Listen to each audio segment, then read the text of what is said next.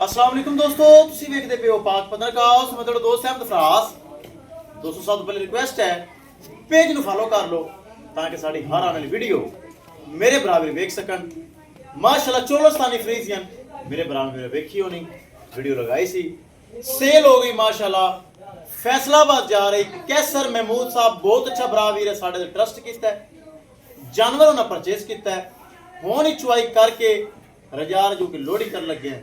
अल्लाह ताला सोना रब कैसर महमूद साहब के नसीब करे जेडे फैसलाबाद बह के साढ़े ट्रस्ट किया और ऑनलाइन ट्रांसैक्शन साढ़े अकाउंट में भेजी। कैमरामैन साहब गड्डी नंबर एक एक चीज़ करो क्लियर छड़ के करो ले चलो जी।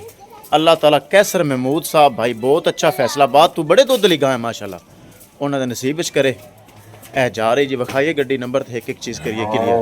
किस साडे भरा वीर मजीद अच्छी नस्ल का जानवर चाहिए होवे बाएतमाद और भरोसे नाल परचेज कर सकता है। दोस्तों पाक पतनकाव से अच्छे गावां मयारी गावां मौजूद होंदियां। लो जी रवानगी वास्ते तैयार जे, महफूज तरीके नाल हो गई लोड़।